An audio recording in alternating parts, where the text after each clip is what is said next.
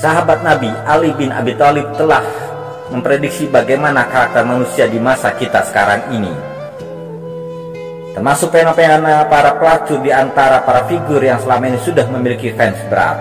Oh ya, adalah sahabat Ali bin Abi Thalib yang memiliki prediksi itu. Apa yang terjadi di akhir zaman ini masuk dalam prediksi saudara sepupu yang juga jadi menantu Nabi.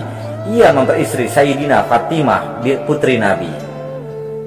Dalam hal kemampuan ilmu pengetahuan, Nabi Muhammad SAW menjadi mertuanya tidak meragukan kehebatan Ali.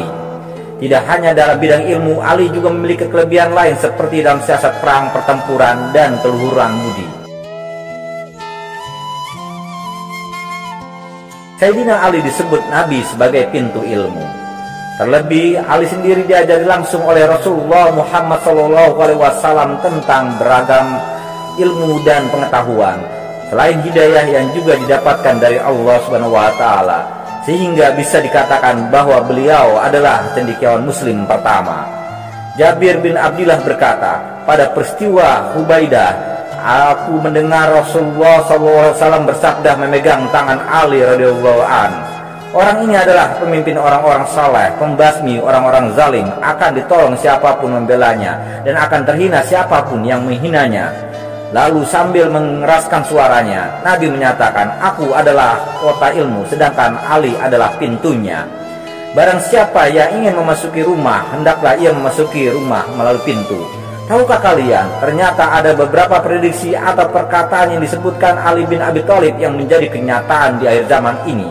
Perkataan-perkataan tersebut patut untuk kita renungkan. Penasaran dengan kata-kata tersebut? Berikut ini 6 perkataan Ali bin Abi Thalib yang menjadi kenyataan sekarang ini.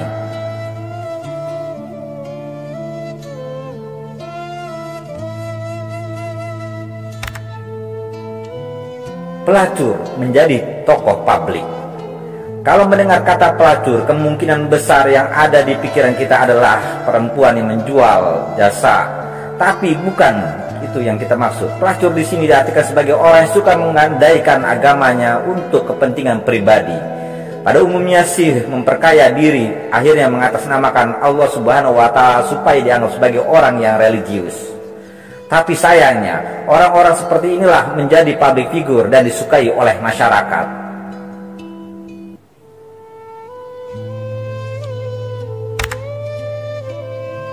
Keimanan hanya di pikiran, bukan di hati. Di dalam agama Islam kita dipelajari mengimani segala suatu hal yang ada, baik dari pemikiran, perkataan, dan juga sikap. Tapi di zaman sekarang ini banyak yang meremehkan soal keimanan. Banyak orang yang menganggap asalkan kita mengetahui tentang iman, itu sudah cukup menjadi bakal untuk beriman. Padahal pemikiran tersebut salah. Keimanan tersebut harus bersemayam dalam diri kita, baik dari segi apapun. Percuma jika kita hanya memikirkannya, namun tidak diterapkan dalam kehidupan sehari-hari.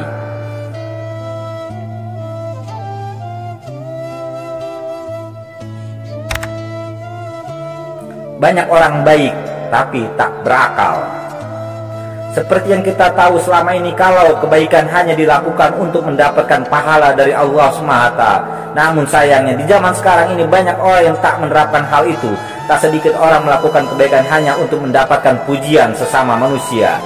Biasanya setelah mereka melakukan hal ini, hati akan merasa senang dan sombong lantaran sudah mendapatkan penilaian dari orang lain. Maka dari itu banyak orang yang meneruskan hal tersebut dengan cara pamer kebaikan. Tapi tahukah kalian kalau sebenarnya kebaikan ini akan semakin berkurang jika niatnya berbeda?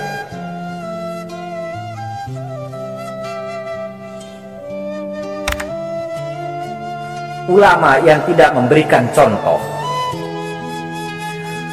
Poin ini senada banyak orang lain berbicara tentang perbuatan lalai, namun untuk poin ini berlaku.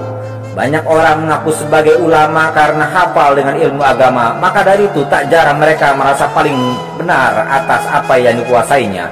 Padahal perbuatannya tak menunjukkan sama sekali dengan apa yang dikatakannya selama ini.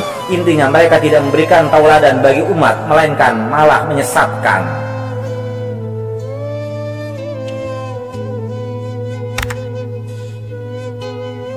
Orang bodoh tidak tahu diri. Bodoh ini maksud di sini bukan berhubungan dengan kebodohan keilmuan, tapi lebih kepada kesadaran atas perintah yang diajarkan di agama Islam. Banyak dari melakukan suatu tanpa takut dosa yang akan dibalas nanti. Anehnya, dosa tersebut dilakukan bangga dan tidak ada rasa bersalah sama sekali. Semoga kita dijauhkan dari perbuatan yang seperti itu.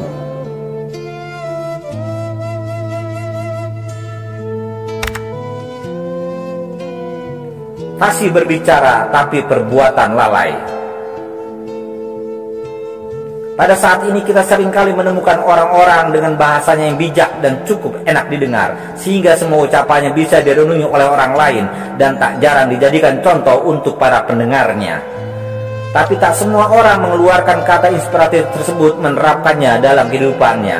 Bila bisa dibilang perkataannya perbuatan sangat berbanding berbalik. Kalau bahasa kerennya mengumbar janji atau PHP.